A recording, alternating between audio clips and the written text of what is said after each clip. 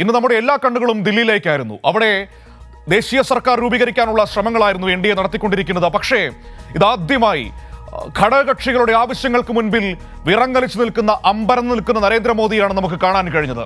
ഇതുവരെ സർക്കാർ രൂപീകരണത്തിൽ ഒരു വ്യക്തതയിലേക്ക് എത്താൻ NDA സഖ്യത്തിന് കഴിഞ്ഞിട്ടില്ല.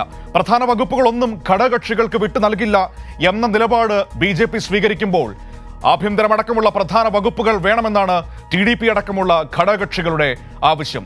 അവരുടെ ദയവായ്പില്ലാതെ മുന്നോട്ട് പോകാൻ കഴിയില്ല എന്ന യാഥാർത്ഥ്യവും BJPയുടെ മുൻപിലുണ്ട്. ഇന്നതായിരുന്നു ദില്ലിയിൽ നിന്ന് നമ്മുടെ മുൻപിലേക്ക് എത്തിയ ഏറ്റവും പ്രധാനപ്പെട്ട വാർത്തകൾ. നമുക്ക് അതിന്റെ സമഗ്രമായ വിശദാംശങ്ങളിലേക്ക്.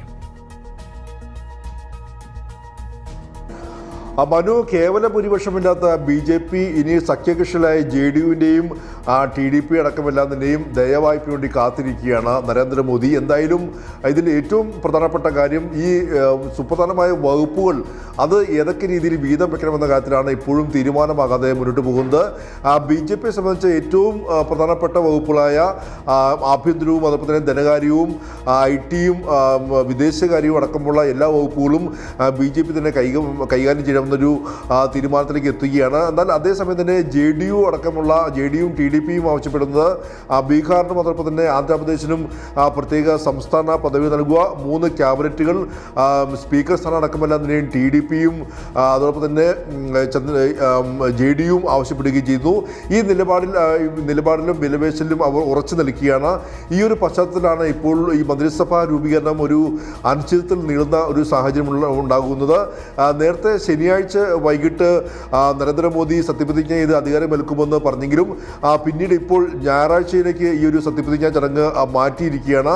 അതേസമയം തന്നെ ഈ ഇരു കൂട്ടരെയും സമവായത്തിലെത്തിക്കാൻ വേണ്ടിയെല്ലാം തന്നെയും അശ്വിനി വൈഷ്ണവിനെയും പീയൂഷ് ഗോയലിനെയും ഇപ്പോൾ ദേശീയ നേതാക്കൾ ഈ രണ്ടുപേരെയും ഇപ്പോൾ ചർച്ചകൾക്ക് വേണ്ടി നിയോഗിച്ചിരിക്കുന്നു. അങ്ങനെ ഒരു മാരത്തൺ ചർച്ചകളാണ് ഈ ഒരു മന്ത്രിസഭാ രൂപീകരണവുമായി ബന്ധപ്പെട്ടുകൊണ്ട് നരേന്ദ്രമോദിയും BJPയും ഈ ഒരു സഖ്യകക്ഷികളുമായി ഇപ്പോൾ നടത്തുന്നത്. അതേസമയം തന്നെ മറ്റൊരു പ്രധാനപ്പെട്ട കാര്യം ഈ JDU വക്താവ് KC ത്യാഗിയുടെ ഒരു പ്രസ്ഥാനം കൂടി ഇതിൽ ഏറ്റവും പ്രധാനമായി വരുന്നു. അതായത് രണ്ടാം മോദി സർക്കാരിൻ്റെ പ്രധാനപ്പെട്ട പദ്ധതിയായ അഗ്നിവീർ പദ്ധതി ഉപേക്ഷിക്കണമെന്ന് ആവശ്യപ്പെട്ടുകൊണ്ട് ഇന്നിപ്പോൾ JDU വക്താവ് രംഗത്ത് വരുന്നു. രാജ്യത്താകമാനം ജാതി സെൻസസ് നടപ്പാക്കണമെന്ന് ആവശ്യപ്പെടുന്നു. അങ്ങനെ BJPയുടെ രാഷ്ട്രീയ അജണ്ടയിൽ പോലും കൈകടത്തുന്ന രീതിയിൽ JDU അടക്കമുള്ള സഖ്യകക്ഷികൾ വരുന്നത് വലിയ തലവേദനയായി BJPക്ക് മാറുന്നു. അതുകൂടാതെ ചിരാഗ് പാസ്വാന്റെ LJP ആയാലും ജനസേന പാർട്ടി ആയാലും അതോടൊപ്പം തന്നെ മറ്റ് ഏകനാഥ് ഷിൻഡെയുടെ പാർട്ടിയെല്ലാം തന്നെയും തങ്ങൾക്കും കേന്ദ്രമന്ത്രി പദം വേണമെന്ന ആവശ്യമായി മുന്നോട്ട് വരുന്നു. ഇതെല്ലാം തന്നെയും വളരെ വലിയ കീറാമുട്ടിയായി BJPക്ക് ഈ മന്ത്രിസഭാ രൂപീകരണം മാറിയിരിക്കുകയാണ്. എന്തായാലും നാളെ BJPയുടെ പാർലമെന്ററി പാർട്ടി യോഗം ചേരുന്നുണ്ട്. അതുകൂടാതെ നാളെ രാവിലെ 11 കാലോടുകൂടി NDAയുടെ MP-മാരുടെ യോഗവും ചേരുന്നുണ്ട്. നാളെ വൈകിട്ട് ഒരുപക്ഷെ രാഷ്ട്രപതിയെ കണ്ട് NDA കത്ത് നൽകുമെന്നുള്ളതാണ് നരേന്ദ്രമോദി ഇപ്പോൾ അറിയിച്ചിരിക്കുന്നത്. എന്തായാലും BJPയെ സംബന്ധിച്ച് ഈ കേവല ഭൂരിപക്ഷമില്ലാത്ത സാഹചര്യത്തിൽ മന്ത്രിസഭാ രൂപീകരണം വലിയ കീറാമുട്ടിയായി മാറിയെന്ന കാര്യത്തിൽ യാതൊരു സംശയവുമില്ല. മനു.